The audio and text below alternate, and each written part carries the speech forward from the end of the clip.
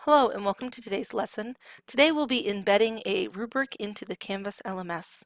This will allow your students to have a better understanding of expectations for assignments, projects, essays.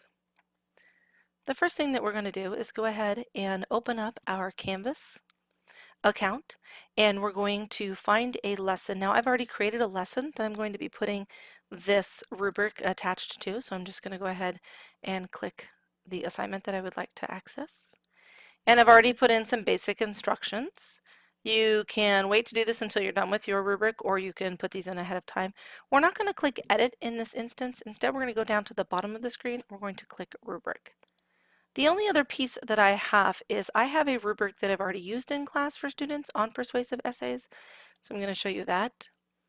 It is just in a Google Doc, and so I already have it written out, so I'm not going to be recreating everything. I'm just going to be utilizing this and placing it into my Canvas course. So back here you'll see a title, so I'm going to change this, and I'm just going to say it's a persuasive essay. And then I have a couple of different areas. So I have the criteria, and that is going to be what I am looking for. So am I looking for an introduction, a conclusion, body paragraph, spelling, what areas am I looking for? And then the description is going to be what that's going to look like. What will they need to have? You know, less than one error, they'll need to have complete sentences, and those are the rankings that are going to go here. So I'm just going to go back to my original rubric. So first one I have is my introduction, and I have a little description. So I'm just literally going to copy it.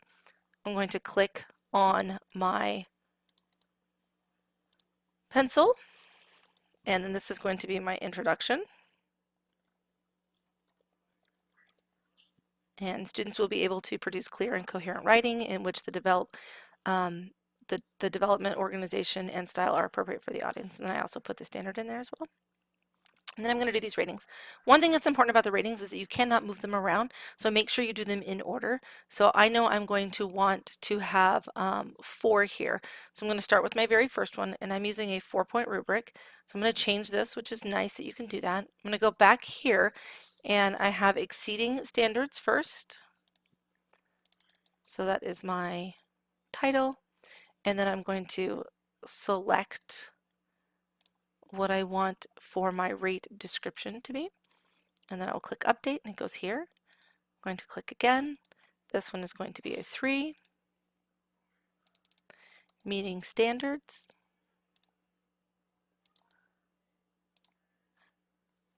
Oh, I did not copy that. Let me go back again.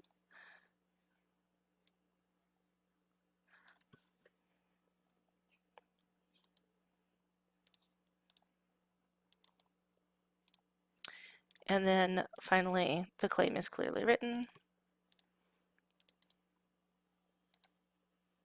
Update.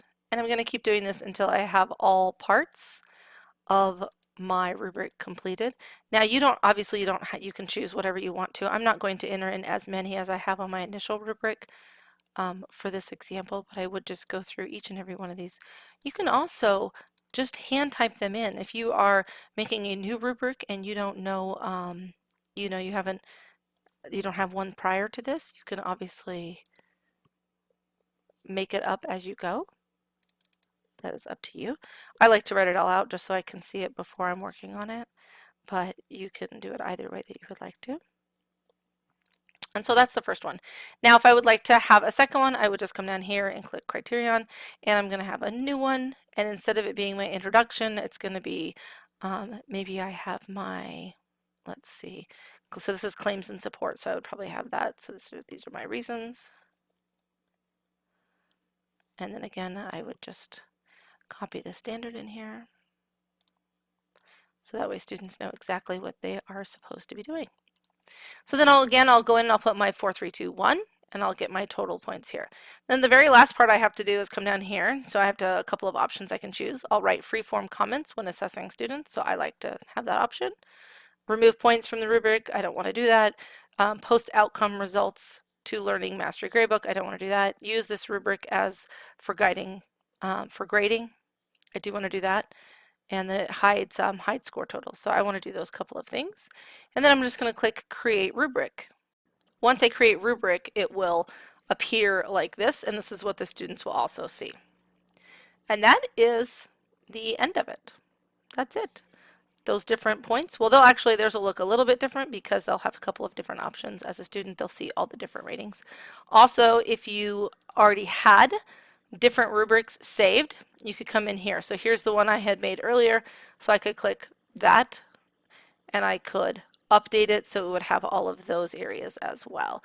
Let's look at one more that I made earlier. And you can see how you can add more to these different essays. So this one has 12 points available. I added 3 areas. And again, there will be additional areas over here, 4, 3, 2, 1 for them to do. And it'll look a little bit different as a student, but we can't view it as a student at this point. So I hope that helps you and helps students understand exactly what you're looking for in assignments, projects, essays, even just regular discussion posts. You could have a rubric as well. Thank you so much. Don't forget to like and subscribe.